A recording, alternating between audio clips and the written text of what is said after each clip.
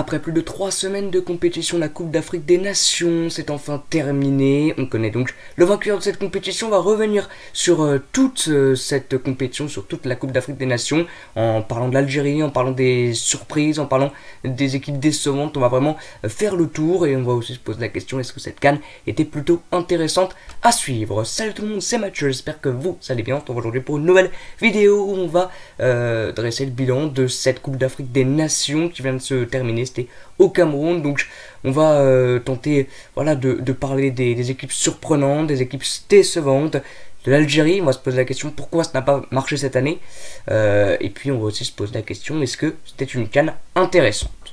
On va commencer donc par les équipes surprises. On a plus que 4, mais j'ai mis vraiment les 4 plus grosses. Avec la Gambie qui est arrivée jusqu'en quart de finale. Ils ont vraiment fait une belle compétition. Après, c'est vrai que dans le jeu, c'était pas incroyable, mais ils se reposaient surtout sur les individualités de Moussa Barrow, par exemple, le joueur de Bologne. Ils ont battu le Mali, je crois. Le Mali de Marie Traoré pour arriver en quart de finale. Je crois que c'est ça le Ghana, je ne sais plus. En tout cas, ils ont battu une équipe outsider cette compétition. Donc, plutôt belle équipe, cette équipe gambienne. Bien évidemment, la Guinée équatoriale aussi. Dans le jeu, c'était plutôt intéressant. Ils se sont fait éliminer contre le Sénégal. Mais ils se sont fait éliminer avec les honneurs, vraiment. Parce qu'on a aussi découvert de bons joueurs, comme par exemple Ivan Salvador. Comme Obiang aussi, le défenseur central. Nzaoué, leur capitaine. Donc, c'était vraiment une belle équipe, la Guinée équatoriale. Le Burkina Faso aussi, qui était en début de compétition peut-être un outsider, mais qui a réussi quand même à faire de belles choses, à montrer de belles choses aussi dans le jeu, même si voilà, face au Sénégal, ils n'ont pas réussi à vraiment être présents dans le match. Ils ont quand même réussi à aller en petite finale, malheureusement. Ils ont quand même fait une petite finale très décevante, parce qu'en gagnant 3-0 et en se faisant reprendre 3-3, on sait que dans le foot ça va très vite, mais bon, à un moment donné, il faut essayer de garder son avance sur toutes 3 buts. Ils se sont fait reprendre donc 3-3 et puis ils ont perdu au tir au but. Mais je trouve quand même que c'est une équipe intéressante et qui pourra petit à petit, dans les prochaines compétitions, dans les prochaines Coupes d'Afrique des Nations, vraiment devenir une équipe peut-être même favorite pour le trophée. Vraiment, parce que c'est une équipe à qui il va falloir compter vraiment sur les prochaines CAN. Et puis bien sûr la Sierra Leone pour leur première participation, bien évidemment. J'ai pas mis les Comores aussi, j'aurais pu mettre les Comores.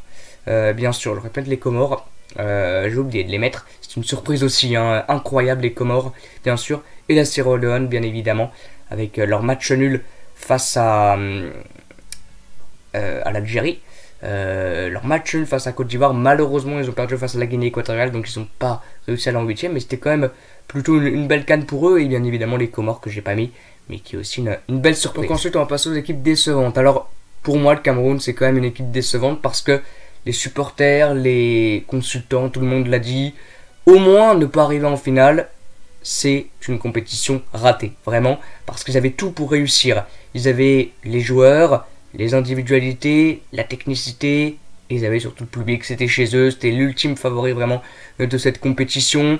Bon, ils sont 3e, mais bon, c'est vrai que c'est quand même une CAN ratée.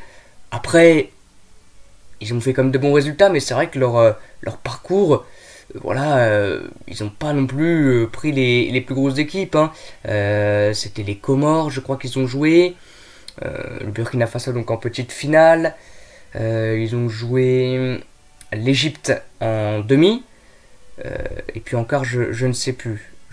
La Gambie, je crois. La Gambie. Donc c'est vrai que c'était pas des adversaires incroyables hein, face à eux, à part l'Égypte. Donc voilà, c'était entre guillemets logique qu'ils passent, mais pour moi c'est quand même une compétition ratée pour eux. La Côte d'Ivoire ensuite, parce qu'on pensait vraiment qu'ils pouvaient aller loin, ils avaient une bonne équipe, ils ont fait un super mal face à l'Algérie avec une victoire 4-1, donc on pensait vraiment qu'ils pouvaient aller loin. 3-1, je crois qu'ils ont gagné. Donc on pensait vraiment qu'ils pouvaient aller très très loin, ils se sont fait éliminer contre l'Égypte au tir au but. L'Algérie bien évidemment, une équipe très décevante, on va en parler juste après, hein, pourquoi ça n'a pas fonctionné. Et puis le Maroc aussi, je mettrais dans l'équipe décevante, je pense qu'ils auraient vraiment pu faire mieux. Parce qu'ils ont plutôt proposé un bon jeu avec un bon Sofiane Boufal aussi. Donc c'est vrai que c'est dommage d'avoir perdu le jeu face à cette équipe égyptienne.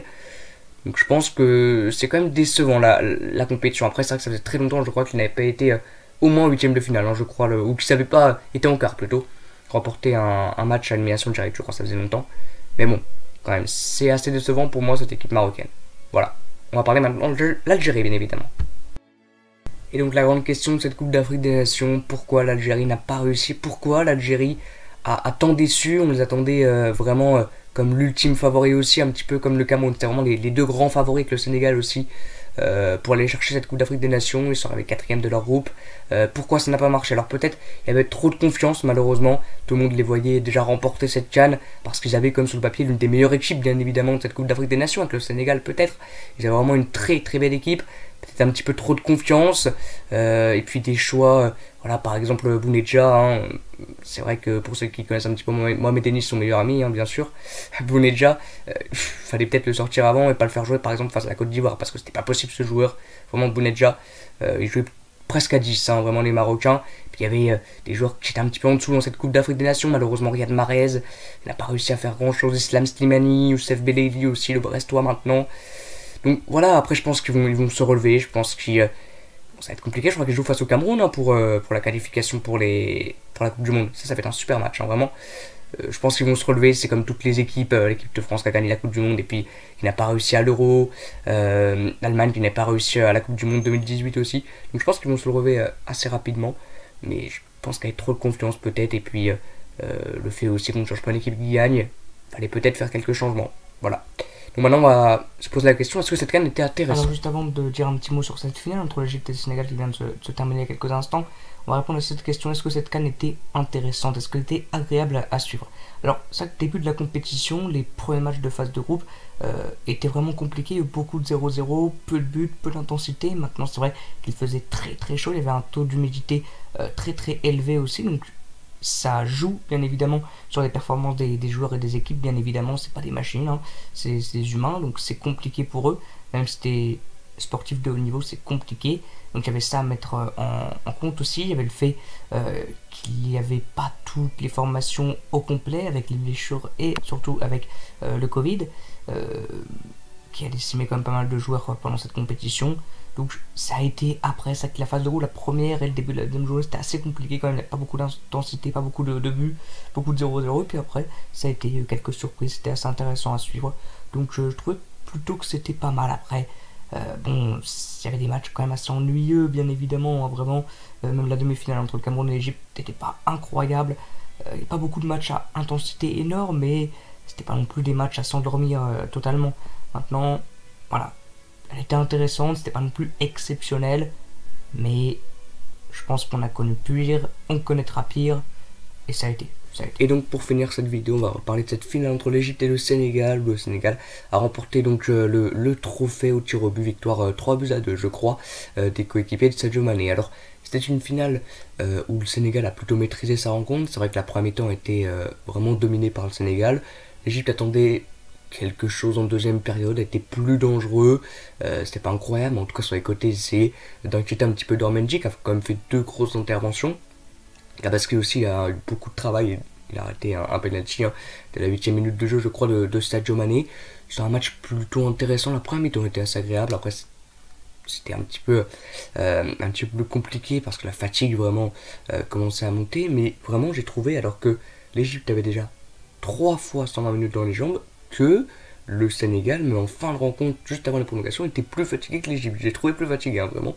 Ça, c'était assez incroyable. Mais c'était une finale plutôt intéressante. Et puis l'Égypte, pour moi, voilà, c'était leur jeu, hein, d'emmener les équipes, entre guillemets, un petit peu plus fortes qu'elles, en tout cas dans le jeu, où ils voyaient qu'ils souffraient, de les emmener en prolongation ou au tir au but. Ils ont encore réussi hier, donc vraiment, c'est bien joué de leur part. Et puis le Sénégal a quand même mérité, pour moi, sa victoire.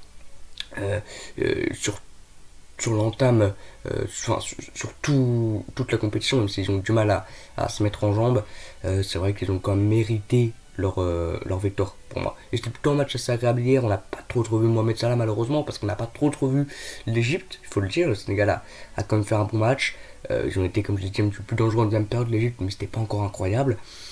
Et voilà, c'était un match quand même assez intéressant, on va dire, et plutôt agréable à suivre. Voilà. Donc n'hésitez pas à me donner votre avis sur cette Coupe d'Afrique des Nations. J'espère qu'elle vous aura plu, cette Coupe d'Afrique des Nations, et cette vidéo aussi. Et aussi, merci beaucoup pour les 200 abonnés.